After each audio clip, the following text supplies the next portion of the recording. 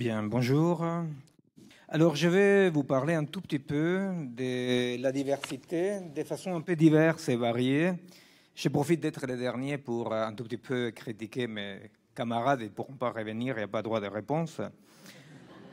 Alors, la diversité, c'est bien, on parle de diversité. La diversité, en général, c'est bien vu, il faut être diverse.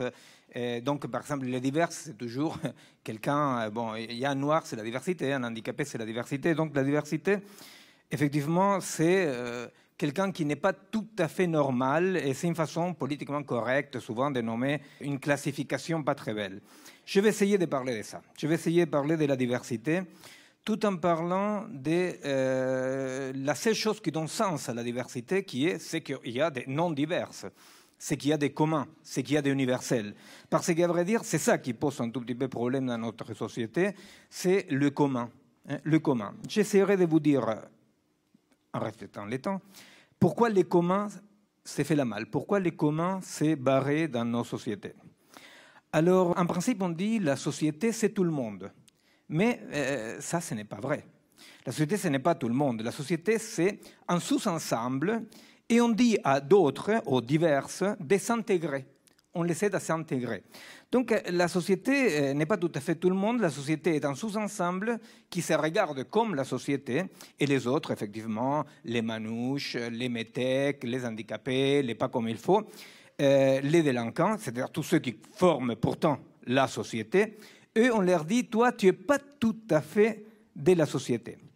Moi, depuis toute ma vie, va-t-on savoir pourquoi, je me suis occupé justement et je me suis senti appartenir à la famille de ceux que, pour reprendre un mot qui est utilisé aujourd'hui, n'ont pas l'agnac. Dans notre société, il y a de nouveaux types d'apartheid. Vous êtes noir, si vous êtes productif, on oublie. Vous êtes handicapé, si vous servez pour que les gens arrivent à l'heure, on oublie. Vous êtes aveugle, si vous servez pour que les autres voient. Bon, bref, on sait utiliser les gens. Mais qu'est-ce qui se passe avec ceux qui ne sont pas utiles? Qu'est-ce qui se passe avec ceux qui n'ont pas l'agnac? Qu'est-ce qui se passe avec ceux qui n'arrivent pas à la méritocratie? Parce que vous savez, il y a un problème avec les mérites. C'est que si nous méritons la vie assez tranquille que nous avons, si nous croyons que nous méritons ça, les mômes qui aujourd'hui est en train de mourir de faim en Afrique, ils méritent ça aussi, vous voyez. Donc la méritocratie est un mode d'apartheid un peu bizarre. Alors, voyons comment est-ce qu'on peut penser cette histoire de socle commun. Comment est-ce que la société pourrait être quelque chose qu'on partagerait tout? D'où ça vient cette idée-là? Cette idée-là, elle commence avec quelque chose de très bizarre qui n'existait pas avant et qui n'existait pas à côté de l'Occident, qui est l'émergence du concept d'universel. L'universel, l'humanisme. Ça n'existait pas avant. Ça a une histoire avec les mathématiques, avec la logique, je ne vais pas vous embêter avec ça. Je vais vous raconter une histoire de comment émergent les concepts de humanité une par rapport à mon pays, l'Amérique latine. Il s'avère que quand les Espagnols sont venus nous découvrir, vous savez, les Indiens étaient cachés, ils ont arrivé les Espagnols, ils nous ont découverts.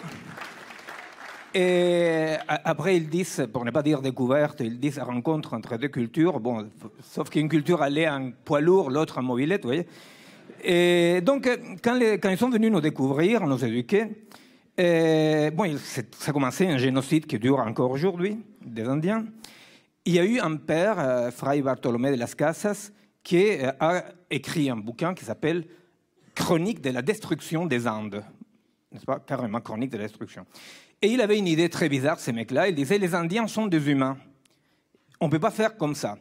Et les Vatican, toujours comme ça, un temps en avance par rapport à l'époque, disait, ce sont des animaux. Et à l'époque, je vous rappelle quand même que les femmes non plus n'avaient pas d'âme, n'est-ce pas? C'est-à-dire, bon, voilà. Alors donc, les Indiens n'étaient pas des hommes parce qu'il n'y avait pas d'âme. Et Fray Bartolomé dit, si, ils ont une âme, je l'ai vu, bon, très bien. Il y a une controverse. Une controverse, c'est une jute oratoire dans laquelle celui qui gagne a la raison de Dieu. Hein? C'est-à-dire, c'est les jugements de Dieu. Celui qui gagne, ça y est, c'est adopté. Alors, il y a Sepúlveda, pour le côté progressiste du Vatican, qui dit que les Indiens ne sont pas des humains. Et Fray Bartolomé, tout petit, qui arrive, il dit si, ils ont une âme, ils ont une âme. Bon, bref, ils discutent, ils avaient le temps compté aussi. Et au bout d'un moment, Fray Bartolomé l'emporte, mais l'emporte d'une façon horrible. Pourquoi? Parce qu'il arrive à dire les Indiens ont une âme, sont donc humains, mais à l'humanité non accomplie. Donc la naissance théorique de l'humanisme, du socle commun, commence d'emblée déjà avec ceux qui sont plus humains que les autres. Nous sommes tous humains, mais il y en a qui ont l'humanité pas tout à fait accomplie. Quand vous avez l'humanité pas tout à fait accomplie, c'est un peu compliqué parce qu'on vous l'accomplit, vous voyez. Et si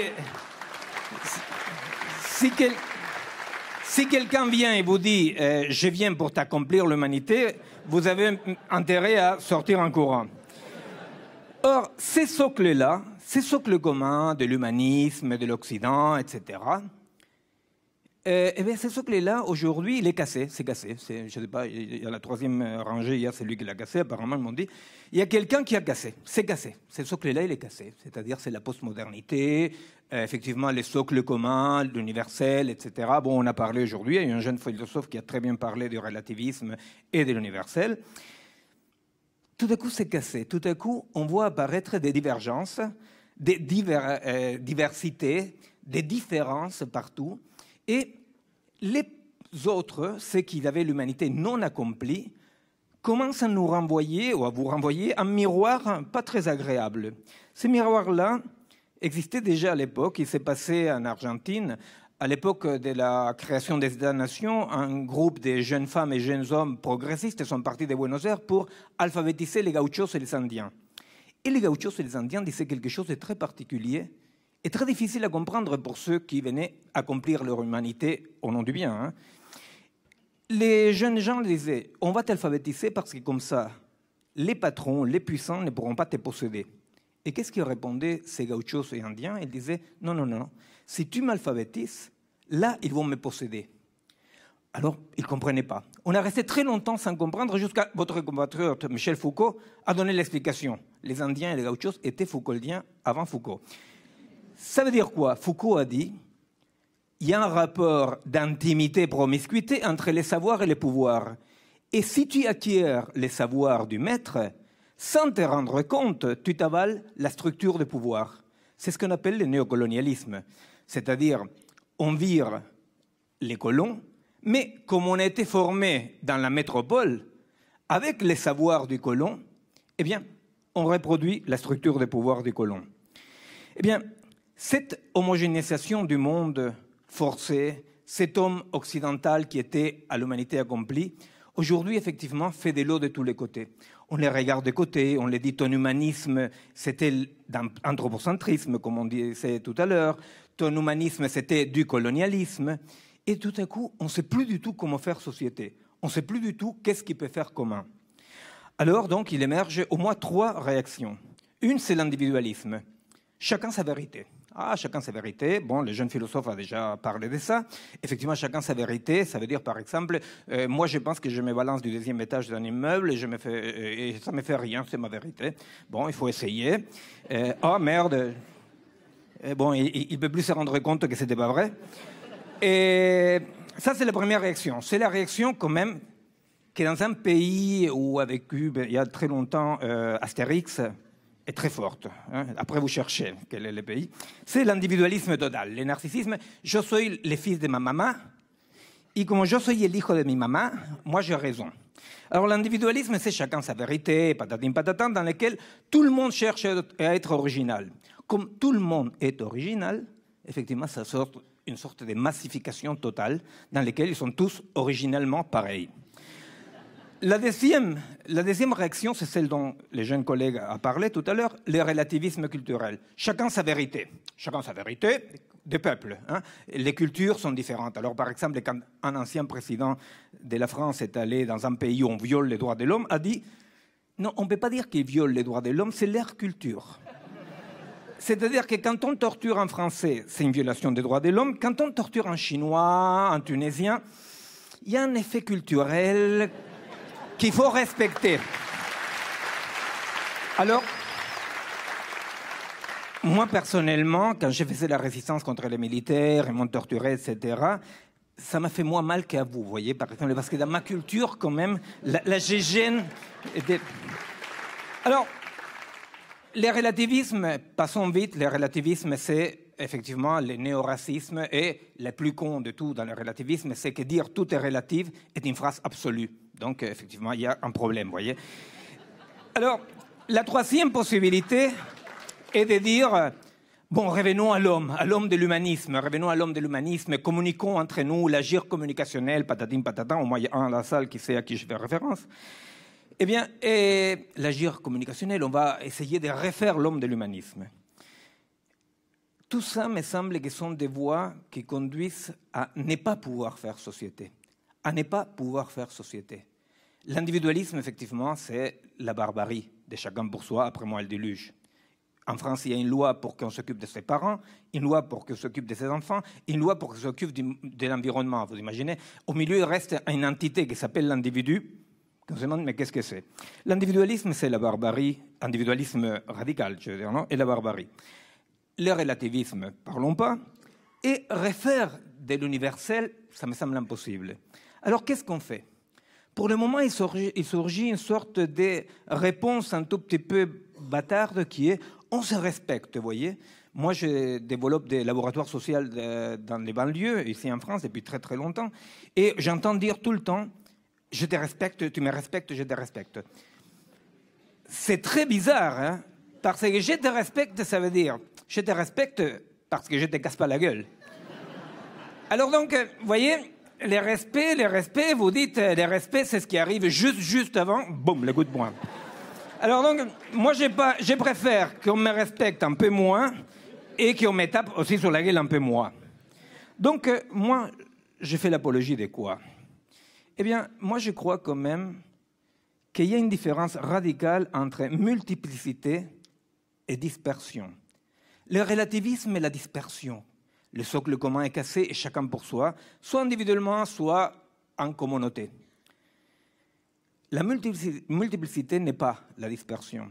À plusieurs reprises était évoqué aujourd'hui ici de façon différente quelque chose qui pour moi est central. Comment la multiplicité est cette possibilité que chaque partie possède un tout intérieur. Vous savez, Novalis, il illustrait ça en disant « Est-ce que tu peux dire que tu aimes l'être aimé si tu ne trouves pas l'univers dans l'être aimé ?» Vous voyez, un multiple n'est pas une partie, un multiple n'est pas une dispersion. Mais qu'est-ce qui se passe entre les multiples? Eh bien, les multiples ne sont pas tous d'accord. Les multiples, il n'y a aucune raison qu'ils soient d'accord. Donc, ce que j'ai fait, c'est effectivement l'éloge du conflit. L'éloge du conflit dans lequel on dit non, on n'a pas à être d'accord, on peut ne pas être d'accord, on peut ne pas se respecter, parce que justement, la multiplicité conflictuelle est la base d'un socle social, d'un socle commun dynamique. Ces socles communs dynamiques, qu'aujourd'hui, avec les consensus, avec la communication, il faut être tous d'accord, etc., etc., on l'attaque parce qu'on a peur du conflit. Or, une société qui se prive du conflit est une société qui se condamne à l'affrontement. Plus on veut éviter les conflits, plus on va vers l'affrontement. Soit l'affrontement d'unifier tout le monde sous le même format, le formatage, soit l'affrontement de la différence entre nous. Moi, je crois qu'un manouche, un métèque, un français de souche, qui que ce soit, ils ont quelque chose en commun, qui est le fait de que nous habitons un territoire dont personne n'est le propriétaire. Réenchanter le monde, réenchanter la société signifie assumer joyeusement ces conflits. Et croyez-moi, on a tout à fait intérêt d'assumer les conflits pour éviter ces petits affrontements merdiques des guerres entre cultures, guerres des religions, qu'on essaye de nous mettre dessus pour nous rediscipliner. Merci de votre attention.